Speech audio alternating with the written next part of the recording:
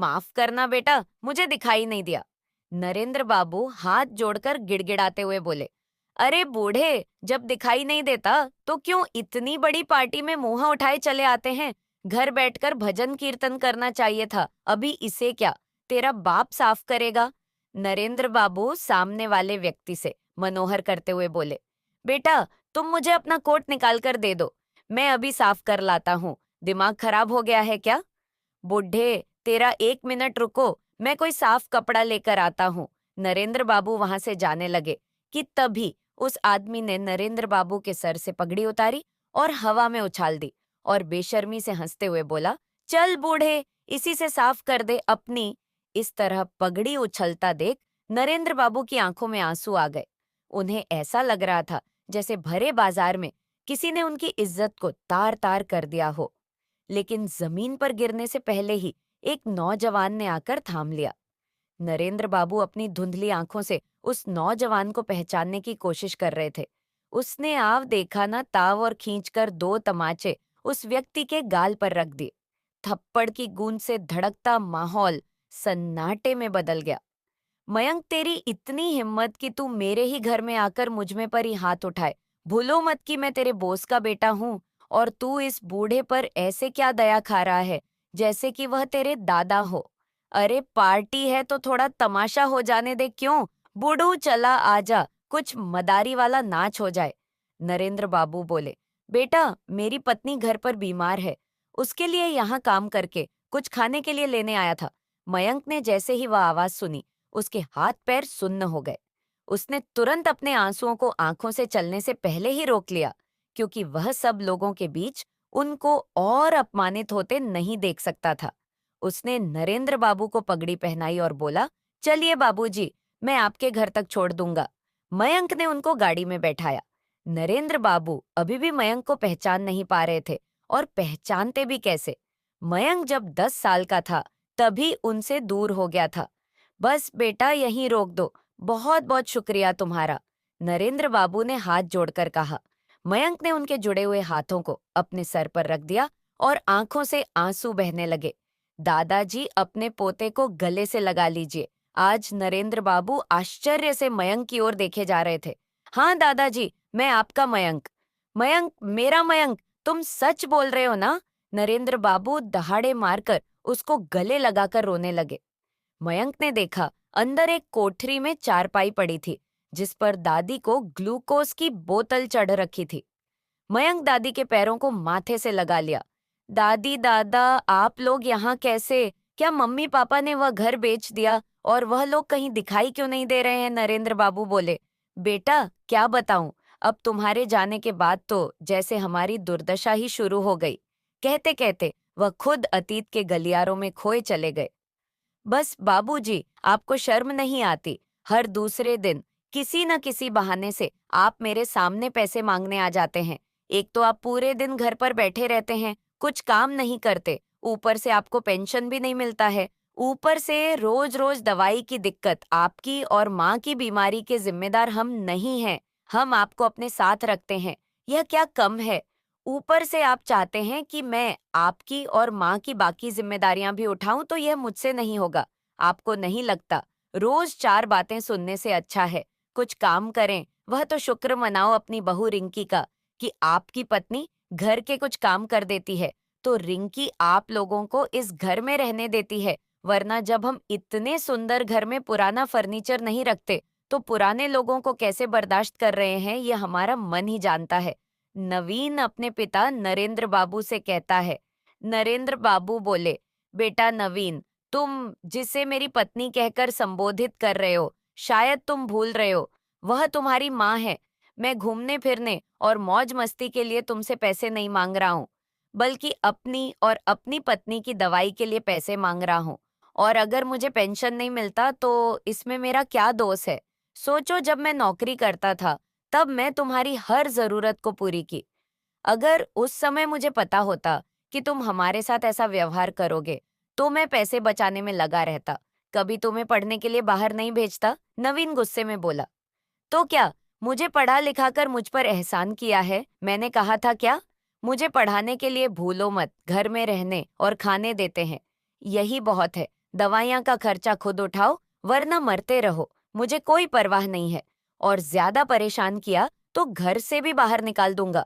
इतना कहते हुए वह चला गया। नवीन के जाते ही उनकी पत्नी विमला जी हैरानी से बोली, इसकी इतनी हिम्मत कैसे हुई कि आपको इतना कुछ सुनाकर चला गया?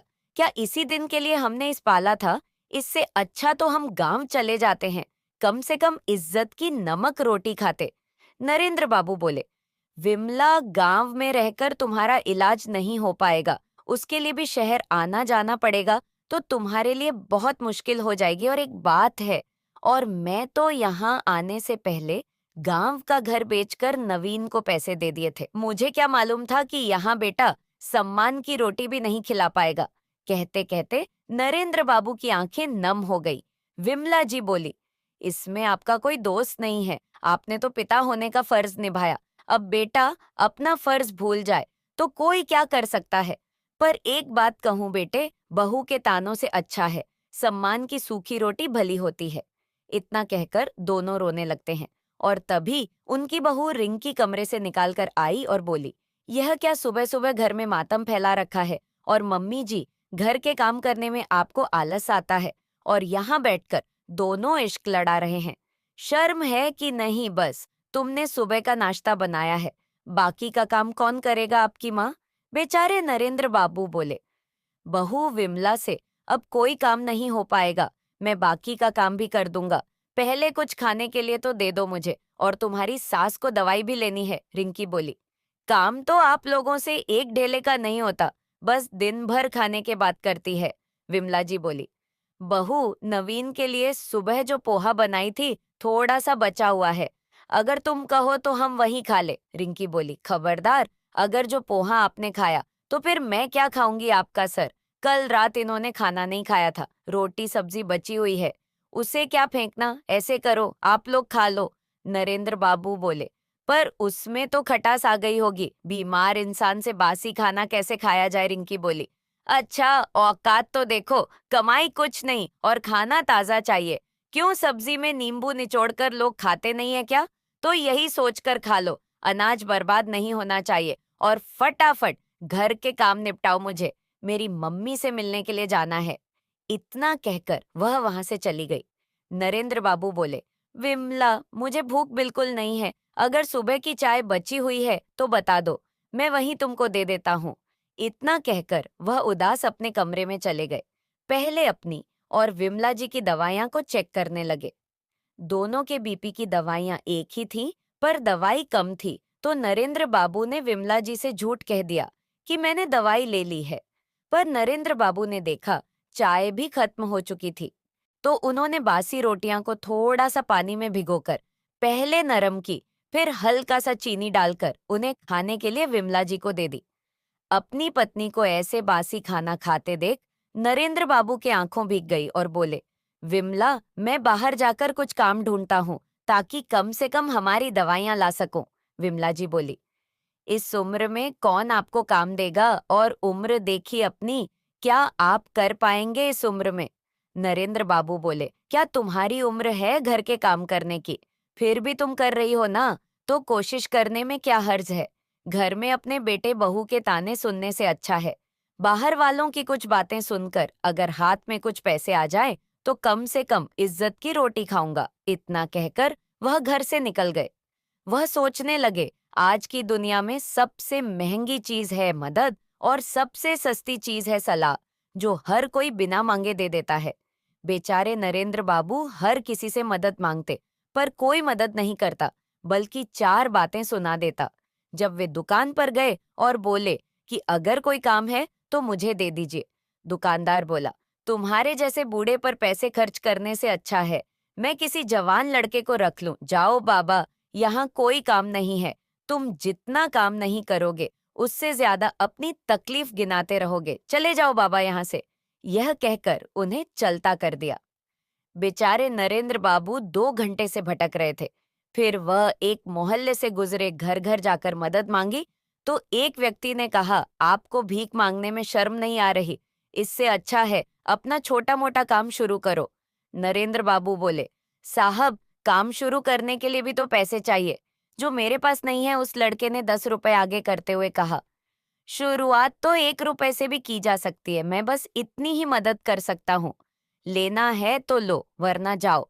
नरेंद्र बाबू ने पैसे लिए और बोले, बहुत बहुत धन्यवाद मेरी पहली मदद करने के लिए, पर यह पैसे मैं उधर ले रहा हूँ जो आपको जल्दी लौट आऊंगा। इतना कहकर वह आगे बढ़ने लगे। शायद उनके दिमाग में कोई बात चल रही थी। अब वह हर दिन का हो गया था। नरेंद्र बाबू घर से सूखी रोटी नमक या चीनी के साथ खाकर निकलते और घर घर जाकर मदद मांगते। कोई 5 कोई 10 से मदद करता तो बदले में उस व्यक्ति का कुछ काम कर देते, फिर कोई कुछ खाने को दे देता। ऐसे ही घूमते घूमते एक दिन नरेंद्र बाबू नेहा के मोहल्ले में आए, जो एक हाउसवाइफ थी और उसके पति पैसे से वकील थे। नेहा दोपहर के काम निपटाकर मीठी नींद लेने की कोशिश कर रही थी। तभी बाहर से लोगों की ओर किसी बुजुर्ग की आवाज आने लगी तो उत्सुकता, बस वह भी वहां देखने चली गई। देखा तो वह कोई और नहीं बल्कि नरेंद्र बाबू की आवाज थी। भले लोग कुछ काम करवा लो और बदले में 2 सम्मान की रोटी खाने का मौका दे दो। देखा तो नरेंद्र बाबू हर किसी पुरुष और महिला से मदद मांग रहे थे। उनकी करुणामय पुकार और उनके आंखों की सच्चाई। सबसे बड़ी बात उनका यह कहना, स्वाभिमान के पैसों के बदले जब तक कोई काम नहीं करवाएंगे, आपके पैसे नहीं लूंगा। यह बात नेहा को और बाकी लोगों को अपनी तरफ आकर्षित कर रही थी। नेहा उनकी मदद करने के लिए जैसे ही आगे बढ़ी, उसकी पड़ोसन सीमा बोली, अरे नहीं नेहा, कोई जरूरत नहीं है। ऐसे लोगों को पैसे देने की, ये लोग पैसे लेते हैं, फिर शाम होते ही दारू पीकर इधर उधर भटकते रहते हैं। और देखो तो इस बूढ़े को कहता है कि पैसे के बदले काम करवा लो। आखिर इससे हम क्या ही काम करवाएंगे। नहीं नहीं बाबा। इतना कहकर सीमा ने नरेंद्र बाबू को आगे का रास्ता दिखाया और अपने घर चली गई। नरेंद्र बाबू उदास होकर वहां से जाने लगे तो नेहा बोली, काका बहुत धूप है, आप थक गए होंगे, 2 पल को यहाँ बैठ जाइए, मैं अभी आती हूँ। इतना कहकर नेहा घर के अंदर से 2 रोटी पर आलू की सब्जी लपेटकर पानी का गिलास उनके आगे बढ़ाते हुए बोली, लगता है आपने सुबह से कुछ नहीं खाया है, यह लीजिए, यह खाकर पानी पी लीजिए। नरेंद्र बाबू भूखे तो थे ही। उन्होंने खाना खाया और दोनों हाथों से नेहा को आशीर्वाद दिया। फिर बोले, बेटा तुमने मुझे रोटी खिलाई है, उसके बदले तुम्हारे बगीचे की सफाई कर देता हूँ। नेहा बोली, नहीं नहीं, मैंने आपको रोटी इसलिए नहीं खिलाई कि आप मेरा कोई काम कर दें। इंसानियत तो लोगों में होनी ही चाहिए। नरेंद्र बाबू बोले, वही तो नहीं बची है। लोगों में लोग सलाह देते हैं पर मदद नहीं करते, क्योंकि मदद बहुत महंगी है और सलाह बहुत सस्ती। बेटा, अगर मैं तुम्हारा कोई काम नहीं करूंगा तो मैं तुम्हारा कर्जदार रह जाऊंगा और मैं सम्मान की रोटी खाना चाहता हूँ। इतना कहकर वह बगीचे में सभी सूखे पत्तों को इकट्ठा किया और वहां से जाने लगे। नेहा ने आवाज दी और उनके हाथों में 200 रुपए दे दिए तो उन्होंने वापस करने की बात कहकर चले गए। नेहा ये सोचकर रह गई कि लिए पैसे आज की दुनिया में कौन लौट आता है जो ये आएंगे।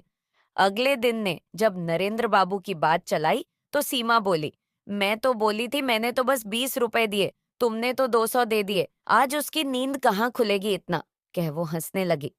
सीमा ने अपनी बात पूरी भी नहीं की थी कि नेहा ने जो देखा उसे बहुत आश्चर्य हुआ। नेहा की आंखें भर आई, सीमा की आंखें फटी के फटी रह गई। नरेंद्र बाबू की उस एक दर्द भरी आवाज ने सभी लोगों को अपनी तरफ आकर्षित किया। भले लोग आपसे मदद चाहता हूँ, तानों से अच्छा सम्मान की 2 रोटी खाना चाहता हूँ, बस इतनी मदद कर दो, जरूरत का सामान ले लो और मेरी जरूरत भी पूरी कर दो। नरेंद्र बाबू की यह बात हर किसी को अपनी ओर खींच रही थी। नेहा ने गौर से देखा। नरेंद्र बाबू ने अपने कुर्ते पर छोटी छोटी चिमटी, चाय की छन्नी, सेफ्टी पिन, बर्तन मांजने का वाला कूचा और रंग बिरंगी रेल, बिंदी लटकाए और अपने चेहरे पर वही मासूमियत लेकर लोगों को बुला रहे थे। अचानक से उनके सामने गाड़ी आकर रुकी और अंदर से आवाज आई, अरे अंकल, तो आपने अपना धंधा ऐसे शुरू किया? नरेंद्र बाबू 10 रुपए वापस देते हुए बोले, हाँ बेटा, मैंने तो कहा ही था, मुझे सम्मान की रोटी चाहिए, भीख नहीं ये पैसे। अजनबी बोला, काश आज के नौजवान की सोच भी आपके जैसी हो जाए। मैं अपने शब्दों के लिए माफी चाहूंगा, ये पैसे आप रखें। नरेंद्र बाबू ने पैसे के बदले एक रूमाल देते हुए कहा, नहीं बेटा, मुझे आसान नहीं काम चाहिए। इतना कहकर वह आगे बढ़ने लगे। सीमा हंसते हुए उनके सामने आई, बोली, अरे बाबा, आपने तो चलती फिरती दुकान खोल ली। वह टूटे हुए दांत दिखाकर हंसते हुए बोले, हाँ बेटा, तुम जैसे भले लोगों ने मदद की तो मेरी भी साहस बढ़ी। कम से कम अपनी धर्म पत्नी को अपने पैसे से दवाई दे पाऊंगा और सम्मान की 2 रोटी खिला पाऊंगा। वरना तो कहते कहते नरेंद्र बाबू की आंखें भर आई। उनकी बातें सुनकर सीमा को अपने कहे हुए शब्दों पर शर्म आ रही थी। उसने पहले उन्हें हाथ पकड़कर बैठाया और बोली, बाबा, मुझे माफ कर दो। मैं तो आपको कुछ और ही समझ रही थी, पर आप तो नेहा भी वहां आकर बैठ गई। फिर नरेंद्र बाबू ने अपनी आपबीती बताइए। नरेंद्र बाबू की आपबीती सुनकर उन दोनों की आंखें भीग गई। फिर क्या था, नेहा और सीमा ने अपने आज पड़ोस के सभी लोगों को बुलवाया। सब ने 1-2 चीज खरीदी, कोई मोल भाव नहीं किया। देखते ही देखते नरेंद्र बाबू की सारी चीज बिक गई। नरेंद्र बाबू ने तुरंत के तुरंत 200 रुपए नेहा को वापस किया। जब नया ने लेने से इनकार किया और कहा, अंकल जी, अगर आप मदद चाहते हैं तो क्या मैं आपको काम दे सकती हूँ? नरेंद्र बाबू की आंखें उम्मीद से चमक गई और वह बोले, हाँ हाँ बेटा, मैं तो यही चाहता हूँ कि कोई काम दे दे। मैं भीख नहीं मांगना चाहता। नेहा ने कहा, आप कल से मेरी बागवानी की देखभाल कीजिए और यहीं बगल में एक कमरा भी है। अगर आप वहां रहना चाहते हैं तो उसमें रह सकते हैं। सीमा बोली, हाँ हाँ, और हमारे बगीचे का काम भी आप ही करेंगे। बगल से कोई तीसरा आदमी आया और बोला, अगर आप हमारी गाड़ी साफ कर सकते हैं तो हम उसके अच्छे पैसे दे देंगे। देखते देखते नरेंद्र बाबू को बहुत सारे काम मिल गए और रहने की जगह भी मिल गई। नरेंद्र बाबू घर पहुंचे तो रिंकी विमला जी को कह रही थी कि काम ना करने के आपके पास 100 बहाने हैं और चिकना चुपड़ा खाने के लिए हर वक्त रसोई में जाने के बहाने हैं। अच्छा होता मैं कोई काम वाली रख लेती तो वह कम से कम कुछ काम तो आती है। पर आप तो काम के न काज के दुश्मन अनाज के। विमला जी बोली, बहू, मेरी दवाई कल खत्म हो गई है, इसलिए अंदर से मुझे अच्छा नहीं लग रहा है। अगर कुछ पैसे दे देती तो मैं दवाई मंगवा लेती, फिर मैं घर के काम भी कर देती। रिंकी बोली, दवाई देकर मैं अपने पैरों पर कुल्हाड़ी नहीं मारना चाहती। अरे, मैं तो कहती हूँ दवाई मत खाओ। जितनी जल्दी ऊपर चली जाओ, मेरे लिए और आपके लिए, सबके लिए वही अच्छा होगा। इतना कहकर रिंकी ने उन्हें रसोई से धक्का दे दिया। नरेंद्र बाबू से आज बर्दाश्त नहीं हुआ और खींचकर एक तमाचा रिंकी के गाल पर रखते हुए बोले, बस बहू, बस करो। तुम और नवीन दोनों ने मुझसे कहा था घर बेचकर शहर में घर लेंगे और सब मिलकर रहेंगे। उस वक्त तुमने यह नहीं कहा था कि तुम हमारी यह दुर्दशा कर दोगी। याद रखो, आज जो दवाई के लिए तुम मेरी विमला से ऐसा व्यवहार कर रही हो, कहना तो नहीं चाहिए, पर ईश्वर से प्रार्थना करूंगा तुम्हें भी ऐसी औलाद दे जो तुम्हें एक एक रोटी के लिए तरसाए। रिंकी बोली, पापा जी, आंखें किसे दिखा रहे हो? अगर मैंने आपके बेटे को यह सारी बात बता दी, आज के आज घर से बाहर कर देंगे। नरेंद्र बाबू बोले, मेरा बेटा क्या मुझे घर से बाहर निकलेगा? उससे पहले मैं तुम्हारी जिल्लत भरी जिंदगी को छोड़कर चला जाऊंगा। तभी नवीन की आवाज आई, तो किसने रोक रखा है? जाओ यहाँ से। रिंकी खबरदार, जो तुमने उनके सामने एक रोटी भी डाली। विमला जी की आंखों से आंसू धारा बही जा रही थी। कह रही थी, ईश्वर, मुझे ऐसी औलाद क्यों दी जिसे अपने खून से सींचा। आज वह मुझे रोटी डालने की बात कर रहा है। रिंकी ने उनके एक एक सामान को उठाकर फेंकना शुरू किया। विमला जी नरेंद्र बाबू से बोली, आप क्यों यह भूल जाते हैं कि अगर यहाँ से निकले तो हमारे सर पर छत भी नहीं रहेगी। नरेंद्र बाबू बोले, अपमान भरी रोटी और छत से सम्मान की रोटी भली होती है। यहाँ हर रोज मरने से अच्छा है। कहीं सम्मान के 2 रोटी खाकर मर जाऊं तो मुझ पर भरोसा रखो और चलो। इतना कहकर दोनों वहां से निकल गए। दोनों नेहा के दरवाजे पर पहुंचे। नया ने कमरा दिखाई। विमला जी हाथ जोड़कर आभार प्रकट की तो नेहा बोली, अम्मा, कोई भी माँ बाप लालची नहीं होते हैं और कुछ नालायक बच्चे जैसे खुद लालची होते हैं, वैसे ही इस नजर से अगले को देखते हैं। वह भूल जाते हैं कि जिस सम्मान से उनके माँ बाप ने अपने बच्चों का पालन पोषण किया, उस सम्मान से जीना चाहते हैं। वह भीख नहीं बल्कि सहयोग चाहते हैं। नरेंद्र बाबू बोले, बेटा, आपका बहुत बहुत आभार जो आपने हमें रहने की जगह दी। कुछ रोज बाद हम अपने रहने का इंतजाम कहीं किसी जगह पर कर लेंगे, नेहा बोली। आप चिंता मत कीजिए, आपको जितने दिन यहाँ रहना है आप रह सकते हैं। मैं कभी आपका सम्मान को ठेस नहीं पहुंचने दूंगी। माता पिता की अहमियत क्या होती है यह मुझसे बेहतर कौन जानेगा, क्योंकि मुझे माँ बाप का प्यार कभी नहीं मिला। पूरा जीवन मैं अनाथ आश्रम में बिताया है। दोनों करीब 3 महीने तक वही रहे, पर एक दिन नेहा और उसके पति को कहीं बाहर जाना पड़ा। इस बीच विमला जी की ज्यादा तबीयत खराब हो गई, तो किसी ने बताया कि यहाँ पर कोई पार्टी हो रही है और वहाँ नौकर की जरूरत है। तो मैं वहाँ नरेंद्र बाबू के साथ साथ में मन्यक भी फूट फूट कर रोने लगा। बस दादाजी बहुत रो लिए आप लोग। मयंक ने दादी को एक अस्पताल में भर्ती करवाया और अपने माता पिता से मिले बिना ही अपने दादा दादी को लेकर वापस विदेश चला गया। उधर मयंक के माँ बाप उसका इंतजार करते रह गए कि तभी उसके फोन की घंटी बजी। बेटा, तुम अभी तक नहीं आए, तुम्हारी माँ तुम्हारा इंतजार कर रही है। मयंक बोला, पापा भूल जाइए कि आपका कोई बेटा भी था।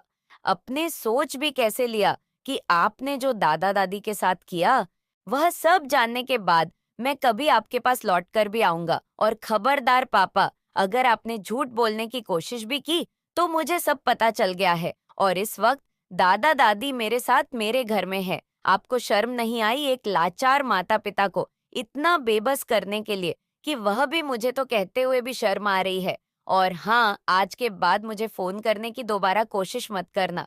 मैं यहाँ अपने दादा दादी के साथ बहुत खुश हूँ। इतना कहकर उसने गुस्से में फोन काट दिया। मयंक ने वहां अपने दादा दादी के लिए सारी सुविधाएं कर दी और खुशी खुशी उनके साथ रहने लगा। ऐसे ही वक्त बीत रहा था कि एक दिन मयंक को रात के समय कॉल आया। नवीन गिड़गिड़ाते हुए मयंक से बोला, बेटा तेरी माँ अस्पताल में भर्ती है, तुम तुरंत यहाँ आ जाओ मेरे पास। उसको कैंसर हो गया है और मेरे पास पैसे नहीं है और ना ही मुझ में इतनी हिम्मत बची है कि मैं इतनी भाग दौड़ कर सकूं। मयंक बोला, पापा अपने कर्मों का फल तो सबको भुगतना ही पड़ता है। आपने जो दादा दादी के साथ किया है यही आपके कर्मों की सजा है। मैं वहां नहीं आऊंगा और हाँ, बस इतना कर सकता हूँ कि मैं पैसे भेज सकता हूँ और मुझसे ज्यादा उम्मीद करने की मत सोचिएगा। इतना कहकर मयंक ने फोन रख दिया। मयंक ने पैसे तो भेज दिए थे, लेकिन वापस लौटकर अपने माता पिता के साथ नहीं गया।